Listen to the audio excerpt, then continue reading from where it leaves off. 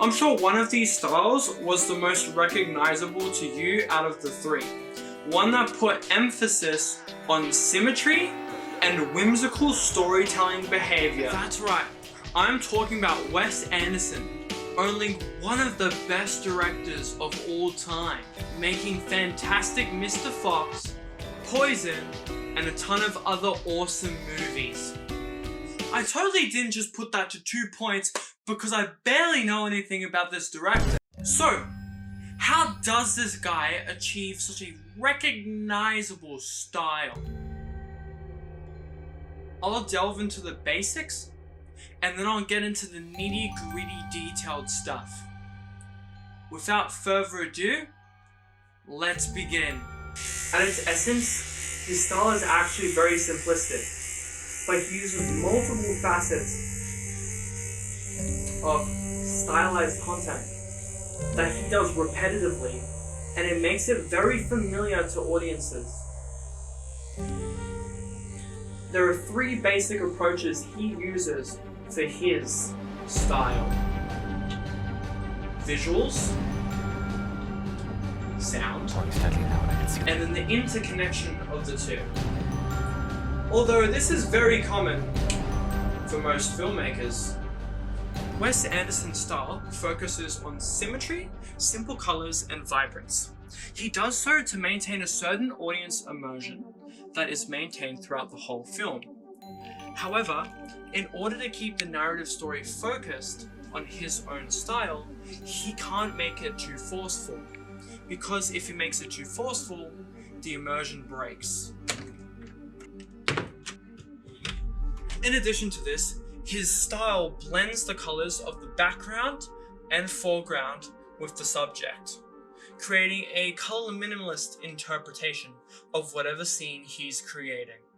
By being careful with the color palette, he blends the subject with their environment. He also typically uses 2 contrasting colors and their shades and tints to create the intended effect.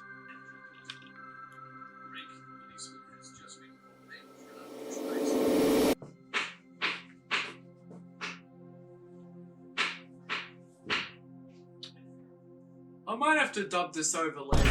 Wes Anderson's sound style is intricately designed to complement the environment, not just set the emotion of the scene itself. If he intends to creating an emotional scene, he uses the actors more than the sound design itself, as he likes to keep the sound design very minimal. Just like the color palette, sounds often complement the subjects on screen, as well as providing a comfortable ambience to the environment that the subject is within. This immerses his audience into the film a lot more. Just like sound effects, music is a very careful, very intended narrative device. All sound in general in Wes Anderson's films are made to be minimalistic and intentional in order to match the narrative, setting, and scene that the characters are in. However, specifically for music, it aids the narrative as a crucial tool that helps audiences resonate with the character and immerses them into the scene itself. When there's also silence and a lack of music as well, that's also used as a creative weapon to help viewers capture the full story.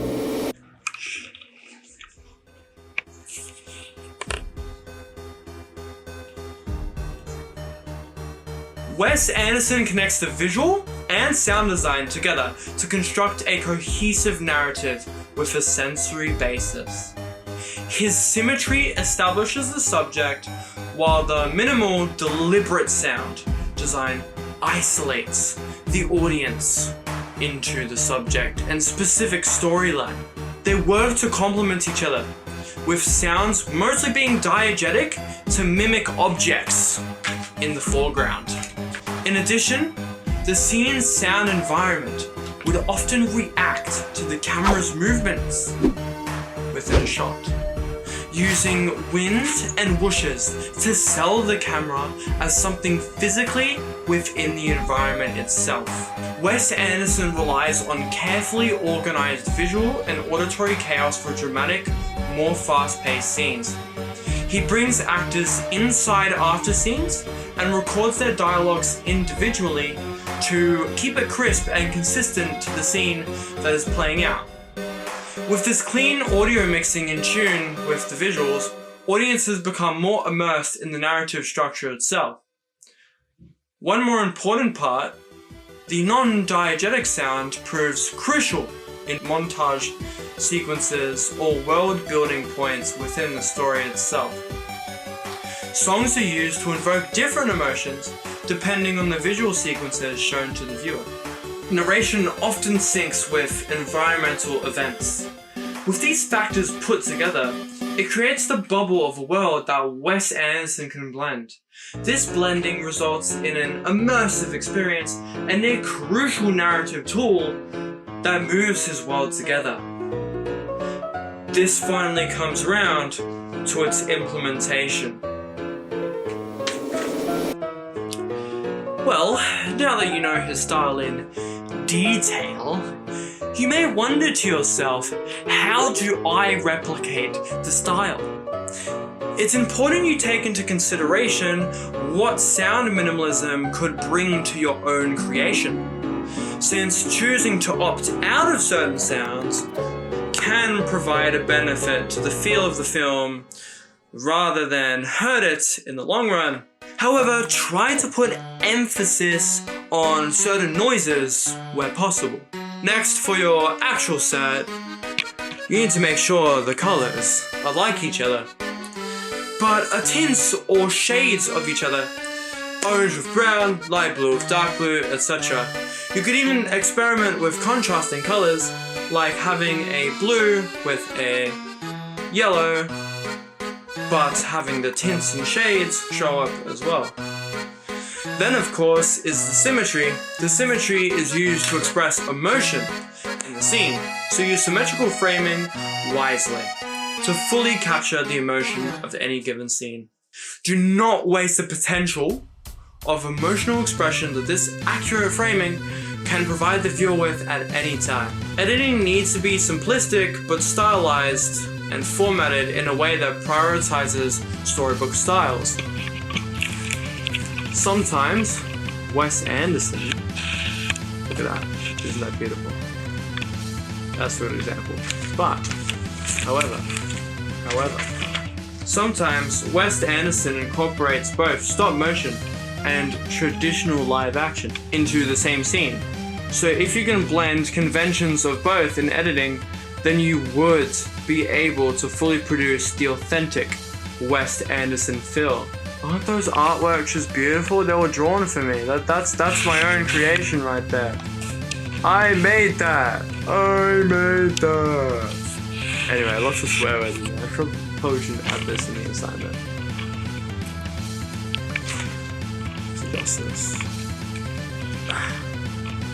Alright.